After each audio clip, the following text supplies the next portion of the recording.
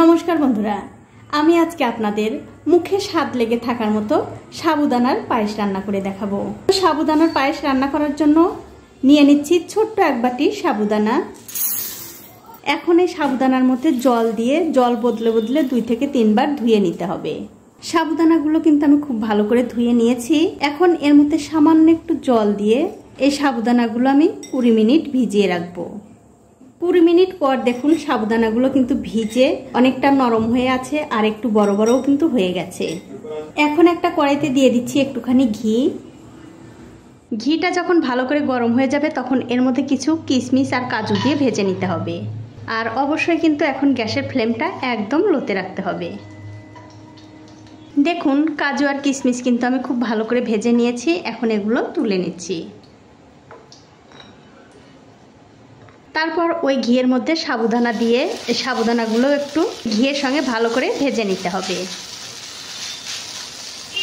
দেখুন ঘিয়ের সঙ্গে সাবুদানাগুলো কিন্তু আমি খুব ভালো করে ভেজে নিয়েছি। এগুলো আমি তুলে নিচ্ছি। সাবুদানাগুলো তুলে নেবার পর ওই কড়াইতে দিয়ে দিচ্ছি 1 কেজি দুধ। এবারে গ্যাসের ফ্লেমটা বাড়িয়ে দিয়ে এই দুধটা খুব ভালো করে জাল দিয়ে নিতে হবে। দেখুন দুধ কিন্তু আমি খুব ভালো করে জাল দিয়ে নিয়েছি। দেখতেই পাচ্ছেন দুধের মধ্যে কিন্তু বলক চলে এসছে। এখন আমি এর মধ্যে দিয়ে দিচ্ছি আগে থেকে ভেজে রাখা সেই সাবুদানা। এবারে এই সাবুদানা দুধের সঙ্গে ভালো করে মিশিয়ে দিয়ে 7 থেকে 8 মিনিট খুব ভালো করে আমি রান্না করে নেব। দেখুন 7-8 মিনিট সময় ধরে এই পায়েসটা কিন্তু আমি খুব ভালো করে রান্না করে নিয়েছি। আর দেখতেই পাচ্ছেন এই সাবুদানাগুলো কিন্তু দুধের মধ্যে খুব ভালোভাবে সেদ্ধ হয়ে গেছে। আর আপনারা বুঝবেন কেমন করে এই সাবুদানাগুলো ভালোভাবে সেদ্ধ হয়ে গেছে, যখন দেখবেন এই সাবুদানাগুলো দুধের মধ্যে একদম স্বচ্ছ কাচের মতো দেখা যাচ্ছে, তখন বুঝতে হবে এই সাবুদানাগুলো ভালোভাবে সেদ্ধ হয়ে গেছে। এখন আমি মিষ্টির জন্য এর মধ্যে দিয়ে দিচ্ছি চিনি। আর এই পায়েসটা যাতে দেখতে সুন্দর লাগে তার জন্য আমি দিয়ে দিচ্ছি একটু খেজুরের ঝোলা গুড়। আপনারা চাইলে কিন্তু শুধু চিনি কিংবা গুড় দিয়েও রান্না করতে পারেন।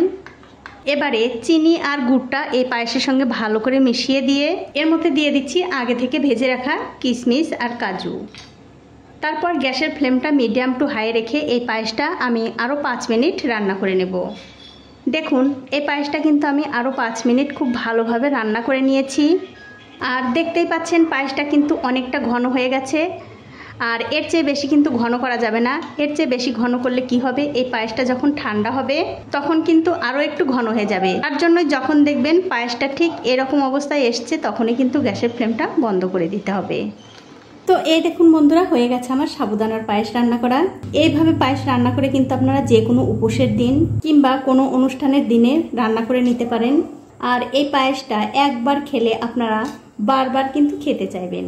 আর অবশ্যই খেয়ে কিন্তু আমাকে কমেন্ট করে জানাতে ভুলবেন না আপনাদের কেমন লাগলো। তো বন্ধুরা আজ এই পর্যন্তই, দেখা হবে অন্য কোনো নতুন ভিডিও নিয়ে।